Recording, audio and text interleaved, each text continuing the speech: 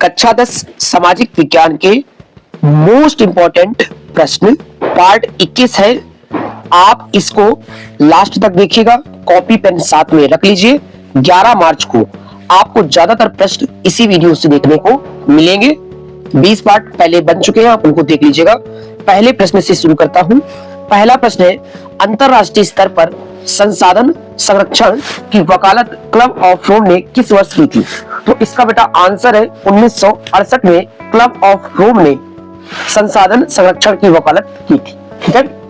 अच्छा, संसाधन संरक्षण को मतलब क्या है? संसाधनों को बचाना, सेव करना। ठीक है।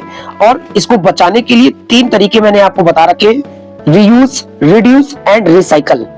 रीयूज 3R बताया है मैंने आपको, रीयूज, रिड्यूस एंड रिसाइकल। ठीक है। अब मैं आपको इसी प्रश्न से, ये देखिए एक सन आया 1970, तो 1970 में बांग्लादेश ग्रामीण बैंक की स्थापना हुई थी। इसकी स्थापना प्रोफेसर मोहम्मद यूनिस ने की थी। याद रखिएगा ये दोनों प्रश्न। दूसरा क्वेश्चन है कि गांधी जी की मान्यता थी कि राजनीति होनी चाहिए किन मूल्यों द्वारा स्थापित? तो धर्म द्वारा स्थापित मूल्यों के द्वारा राजनीति होनी चाहिए। गांधी जी का कथन था कि धर्म को राजनीति से कभी भी अलग नहीं किया जा सकता है। यहाँ धर्म बेटा नैतिकता वाला धर्म है, ना कि हिंदू मुस्लिम सिख ईसाई वाला धर्म। ओके। गांधी जी का एक कथन और है जो कि आपने संसाधन वाले लेसन में पढ़ा था कि प्रकृति पेट भर सकती है, पेटी नहीं। ओके, याद रखिएगा। अगले क्वेश्चन की तरफ बढ़ते हैं कि किस स्वतंत्रता सेनानी को भारत का बिस्मार्क कहा जाता है? ठीक है। तो आपको पता है सरदार वल्लभ भाई पटेल को भारत का बिस्मार्क कहा जाता है। याद रखिएगा। गांधी जी भारत 1915 में आए थे। याद रखिएगा। 1917 में चंपारण सत्याग्रह हुआ था। याद रखिएगा। ठीक है। 1932 में गांधी जी और डॉक्टर BR अंबेडकर के बीच में पूना पैक्ट हुआ था। 1942 में भारत छोड़ो आंदोलन का नेतृत्व गांधी जी ने किया था और यहीं से करो और मरो का नारा दिया था। इतने क्वेश्चन मैंने आपको यहाँ से बता दिए। डॉक्टर BR अंबेडकर जी से क्या क्या क्वेश्चन बनते हैं आपके बोर्ड एग्जाम में कक्षा 10 में कि किन्हीं भी 3 समाज सुधारकों के नाम बताइए। तो डॉक्टर BR अंबेडकर हो गए, पेरियार रामास्वामी नायकर हो गए और गुलामगिरी के रचनाकार महात्मा ज्योतिबा फूले जी हो गए। इतने क्वेश्चन बनते हैं, इनको आप लिख लीजिएगा। अगला क्वेश्चन आपको स्क्रीन में दिख रहा होगा कि भारत में पहला प्रिंटिंग प्रेस कब लगाया गया था? पहला प्रिंटिंग प्रेस कब लगाया गया था, कहां लगाया था? तो बेटा याद रखिएगा, गोवा में लगाया गया था, पुर्तगालियों के द्वारा लगाया गया था और 16वीं शताब्दी में लगाया गया था। कब लगाया गया था? ये 16वीं शताब्दी में इसको लगाया गया था। याद रखिएगा। अगला क्वेश्चन है कि विश्व व्यापार संगठन का मुख्यालय, WTO का मुख्यालय, वर्ल्ड ट्रेड ऑर्गेनाइजेशन का जो मुख्यालय है वो है जिनेवा में, जिनेवा स्विट्जरलैंड में है।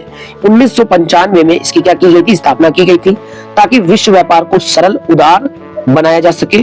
किन्हीं भी 2 देशों के बीच में व्यापारिक जो झगड़ा होता है उसको समाप्त किया जा सके, विश्व व्यापार को उदार बनाया जा सके, इस वजह से। अगला प्रश्न है, एजेंडा 21 का संबंध किससे है? वेरी इंपॉर्टेंट प्रश्न, बार बार ये प्रश्न आपके बोर्ड एग्जाम में पूछा जाता है कि एजेंडा 21 का संबंध जो है बेटा वो है सतत पोषणीय विकास या धारणीय विकास से, या विकास की धारणीयता से है। ठीक है। आपको पता है कि 1992 में पहला पृथ्वी सम्मेलन ब्राजील के शहर रियो डी जेनेरियो में हुआ था। तो इसकी ये जो कॉन्सेप्ट है कहीं ना कहीं वहां से हम लोगों के सामने आई थी। याद रखिएगा इस प्रश्न को। अगले क्वेश्चन की तरफ बढ़ते हैं कि 1873 में गुलामगिरी नामक पुस्तक किसने लिखी थी? तो अभी हमने आपको बताया 3 समाज सुधारकों के नाम, उनमें से जो एक नाम है महात्मा ज्योतिबा फूले जी ने गुलामगिरी की रचना की थी। ठीक है। एक महान समाज सुधारक है। इन्हीं की पत्नी का नाम है सावित्रीबाई फूले, भारत की पहली महिला शिक्षिका। अगला प्रश्न आपको दिख रहा होगा कि वर्ष 1873 में सत्य शोधक समाज की स्थापना किसने की थी? तो इसका भी आंसर क्या बेटा? ज्योतिबा फूले जी ने ही की थी। ये क्वेश्चन बार बार आपके बोर्ड एग्जाम में पूछे जाते हैं। अगला मोस्ट इंपोर्टेंट प्रश्न है बोर्ड एग्जाम के लिए, भारत में पंचायती राज व्यवस्था की स्थापना कब हुई? तो इसका आंसर है 1992 में भारत में पंचायती राज व्यवस्था की गई। याद रखिएगा ये तीसरा स्तर था। पहले केंद्र स्तर में केंद्र सरकार, राज्य में राज्य सरकार और स्थानीय स्तर में पंचायती राज व्यवस्था। ठीक है, याद रखिएगा। अच्छा, 1991 में LPG आई थी भारत में। क्या आई थी बेटा? LPG, लिबरलाइजेशन, प्राइवेटाइजेशन और ग्लोबलाइजेशन। ठीक है, उदारीकरण, निजीकरण और वैश्वीकरण। ठीक बेटा, याद रखिएगा। पंचायती राज व्यवस्था में महिलाओं को 33% आरक्षण या 1/3 आरक्षण भी दिया गया है, याद रखिएगा। महिलाओं के लिए इतनी सीटें पहले से रिजर्व कर दी गई है, इसको आप पढ़ लीजिएगा। क्या संविधान में उल्लिखित 3 सूचियों में से निम्नलिखित में से कौन सा विषय शामिल है, याद रखिएगा। तो इसका जो आंसर है शिक्षा। समवर्ती सूची में कौन सा विषय शामिल है बेटा? शिक्षा। कृषि और पुलिस ये राज्य सूची का विषय है, और रक्षा ये केंद्र सूची का विषय। आपने 3 प्रकार की सूचियां पढ़ी होंगी, तो पूछ रहा है कि कौन सा समवर्ती सूची में शामिल है, तो समवर्ती सूची में शामिल है आपका शिक्षा। ठीक है, तीनों सूची के बारे में आपको हम बता चुके हैं, एक बार कहो तो फिर से बता देता हूं, अभी बताता हूं। देखो अगला क्वेश्चन पहले देख लीजिए कि निम्नलिखित में से कौन सा विषय राज्य सूची का नहीं है। देखो राज्य सूची का जो विषय है वो मुद्रा है, ये केंद्र सूची का विषय है। ठीक है, तो नहीं वाला पूछ रहा है तो यही मुद्रा होगा। केंद्र सूची क्या होती है? जिसमें केंद्र सरकार या केवल संसद कानून बना सकती है, उसको केंद्र सूची कहेंगे। राज्य सूची में राज्य सरकार कानून बनाएगी। ठीक है, समवर्ती सूची में केंद्र सरकार और राज्य सरकार दोनों कानून बना सकती है, याद रखिएगा। मोस्ट इंपोर्टेंट प्रश्न है आपके बोर्ड एग्जाम के लिए। क्वेश्चन नंबर अगला कह रहा है 32 नंबर कह रहा है कि मीटर चौड़ाई वाला रेल मार्ग कहलाता है, इसको क्या बोलते हैं? ब्रॉड गेज कहते हैं।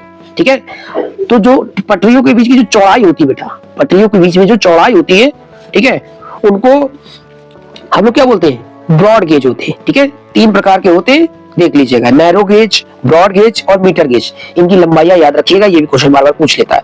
कारण निम्न में से किस स्थान पर मेस्नी ने यंग इटली नामक संस्था की स्थापना की थी?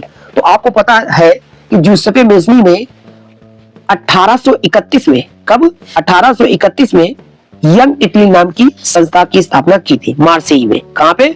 मार्सेई में, याद रखिएगा। ओके, अगला प्रश्न है कि लोकतांत्रिक व्यवस्था में सारी ताकत किसके हाथ में होती है? तो आपको पता है जनता के हाथ में होती है। किसके हाथ में होती है? जनता के हाथ में होती है। एक अंग तक सीमित नहीं होती, अर्थात अनेक भागों में बटी रहती, अर्थात जनता के हाथों में होती है। लोकतंत्र की एक परिभाषा आपसे हमेशा पूछ लेता है कि लोकतंत्र जनता का शासन, जनता के लिए और जनता के द्वारा। ये परिभाषा किसने दी थी? तो अब्राहम लिंकन ने दी थी, ये परिभाषा याद रखिएगा। ओके, अगला प्रश्न है कि सत्ता की साझेदारी क्यों आवश्यक है? तो आपको पता है लोकतांत्रिक व्यवस्था को सही ढंग से चलाने के लिए बेटा आपने सत्ता की साझेदारी नामक एक लेसन पढ़ा होगा, जिसमें श्रीलंका और बेल्जियम का उदाहरण आपने देखा होगा। ठीक, पढ़ लीजिएगा, अच्छा लेसन है, बढ़िया लेसन है। कह रहा बेल्जियम का संबंध है तो यूरोप से। कहां से बेटा? यूरोप से। बेल्जियम मॉडल पढ़ लीजिएगा, वेरी वेरी इंपॉर्टेंट है आपके लिए। बेल्जियम की क्या समझदारी थी, ये पढ़ लीजिएगा, इंपॉर्टेंट है आपके लिए।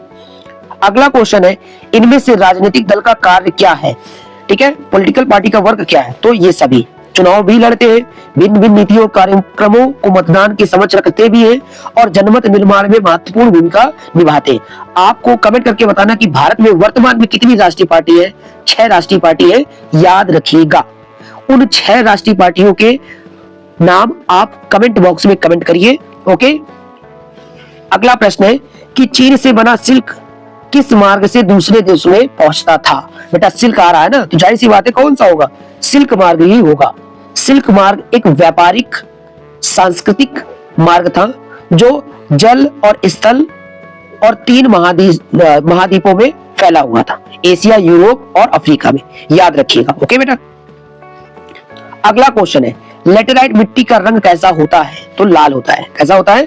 लेटेराइट मिट्टी का रंग कैसा होता है? लाल। और लेटेराइट मिट्टी किसके उत्पादन के लिए? काजू उत्पादन के लिए और चाय उत्पादन के लिए बहुत प्रसिद्ध है। ठीक है, और जलोढ़ मृदा लगभग सभी प्रकार की फसलों के लिए, काली मृदा कपास के लिए। काली मृदा किसके लिए इंपॉर्टेंट है बेटा? कपास के लिए इंपॉर्टेंट है, याद रखिएगा। महाराष्ट्र और गुजरात वाले क्षेत्र में काली मृदा पाई जाती है। ठीक, आप इसको पढ़ लीजिएगा। कह रहा कोयला निम्न में से किस प्रकार का संसाधन है? किस प्रकार का संसाधन है? अजैव, प्रवाह, अनवीकरणीय या नवीकरणीय? तो अनवीकरणीय संसाधन है। ठीक है, याद रखिएगा।